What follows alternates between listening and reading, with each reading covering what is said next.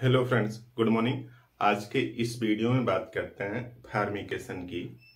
फार्मिकेशन means skin में या skin के ऊपर चींटी जैसे चलने का आभास होना।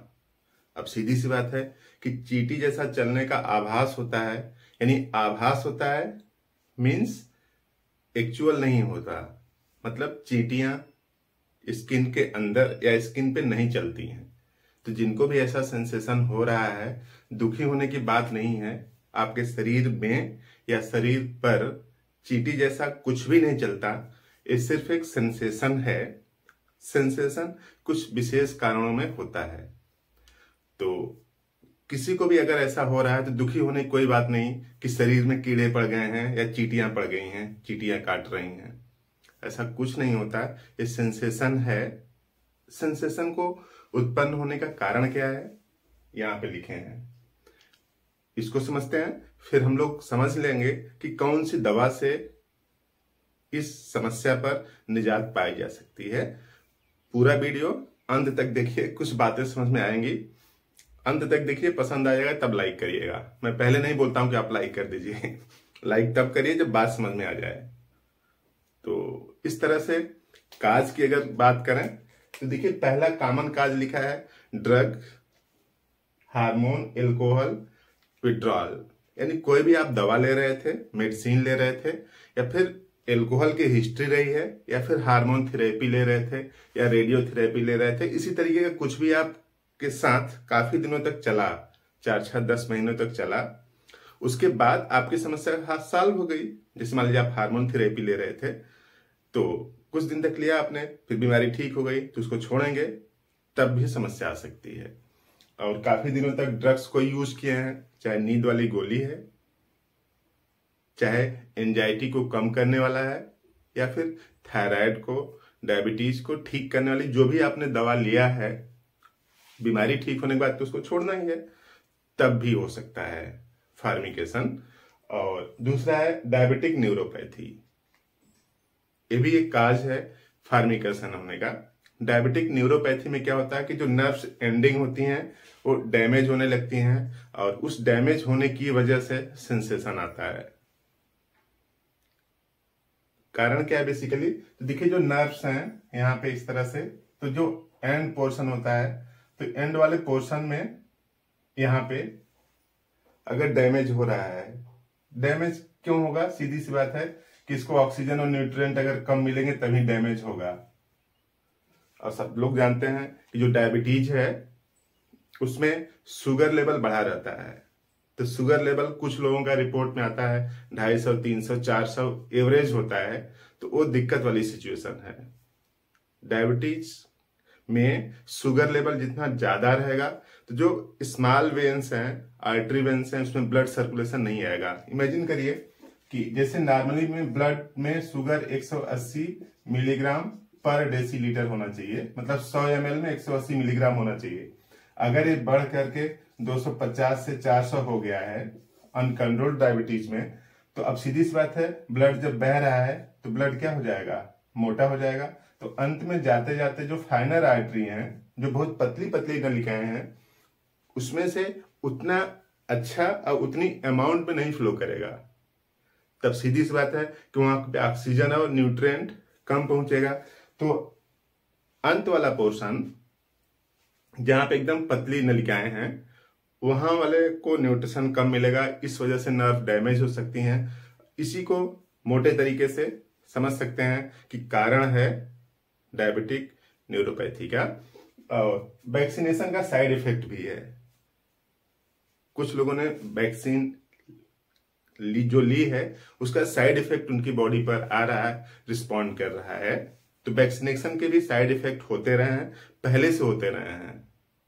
तभी होम्योपैथिक मेडिसिन में पहले की डिस्कवरी में लिखी गई है कि इल इफेक्ट ऑफ वैक्सीनेशन।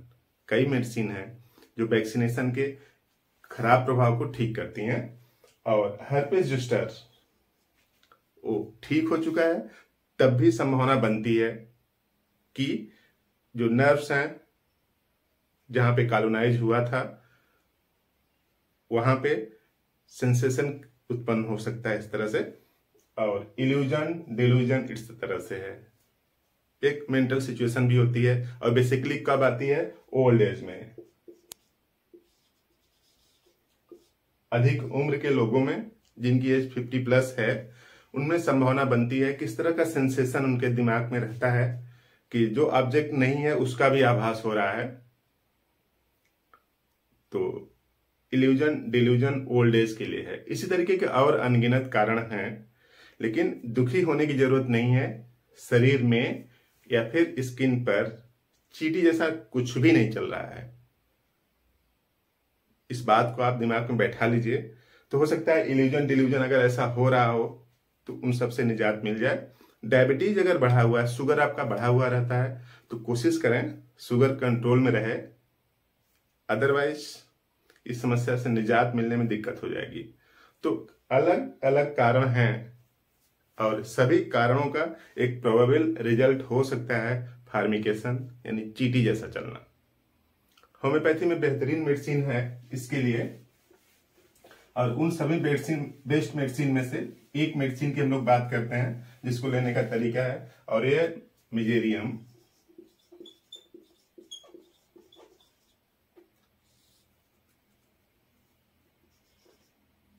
ये मिजेरियम है, इसको वेजिटेबल मरकरी भी बोलते हैं, यानी जो मरकरी जैसा सिम्टम्स ये भी क्योर करता है। फार्मिकेशन तो है ही इसमें, इसके अलावा अगर इसके सिम्टम्स की बात करें तो पहला तो फार्मिकेशन सिम्टम्स है, और दूसरा है एक्जिमा या फिर इचिंग। ये बढ़ जाती है खासतौर से रात में, जब बिस्तर की गर्मी लगती है तो एक्जिमा बढ़ जाता है। और ये जो एक्जिमा होता है बेसिकली ऐसे पोर्शन पर होता है जहां पे मांस कम है, उस वाले पोर्शन में होता है। जैसे खोपड़ी पर मांस कम है ना, पतली सी स्किन है, तो अगर यहाँ पे कोई एक्जिमा हो रहा है, सर पे बालों के बीच में एक्जिमा पपड़ी जैसा सेट हो जा रहा है, तब आप मेजेरियम का यूज कर सकते हैं। और कहीं भी पोर्शन जहां पे स्किन कम है, मतलब मोटाई कम है, हड्डी एकदम सरफेस पर है, जैसे घुटने के नीचे अगर आप देखेंगे तो घुटने के नीचे अगर आप टच करेंगे तो लगता है पतली सी स्किन है, उसके बाद सीधे डायरेक्ट हड्डी है। तो ऐसे पोर्शन पर जहां पे एडिपोज टिश्यू कम है, उस पोर्शन पे अगर एक्जिमा होता है तो उसके लिए बेहतरीन मेडिसिन है मिजेरियम, यानी एक्जिमा और इचिंग। रात में सिम्टम्स बढ़ जाते हैं। इसके अलावा इल इफेक्ट ऑफ वैक्सीनेशन के दुष्प्रभाव, किसी भी टाइप का वैक्सीनेशन उसका इम्पैक्ट आता हो, तो इन सब से आपको निजात मिल सकती है। तो इसका यूज करें। कैसे लेना है इसको? तो पहले आप स्टार्ट जब करें तो मेजेरियम क्यू से स्टार्ट करें, और इसका 15 बूंद 3 टाइम ½ कप पानी में लें 1 महीने तक, यानी ये 1 महीना लेना है। उसके अगले महीने में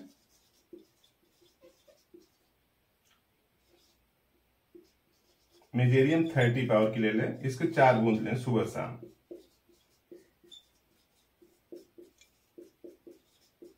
और इसको भी 1 महीने तक लें। तो इस मेजेरियम से इस समस्या से निजात पाई जा सकती है कि चींटी जैसा चल रहा है। तो इसके और भी दवाइयां हैं होम्योपैथी में। अब सभी दवाइयों का डिस्क्रिप्शन यहाँ पे नहीं दिया सकता। इस दवा को आप लीजिए, मेजेरियम बेहतरीन तरीके से काम करती है, अधिकतर लोगों की बीमारियां ठीक हो जाएंगी।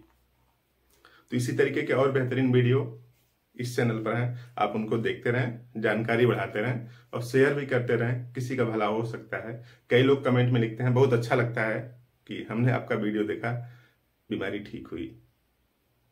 तो इस तरह से उनको भी लाभ हो जाएगा। तो इस तरह से हम लोग बीमार होने की संभावना को थोड़ी सी कम कर सकते हैं, खत्म नहीं हो सकती, थोड़ी सी कम कर सकते हैं। आप यहाँ तक देख रहे हैं, बात पसंद आई होगी, वीडियो को लाइक करें, चैनल बनाए तो सब्सक्राइब जरूर करें। Thank you.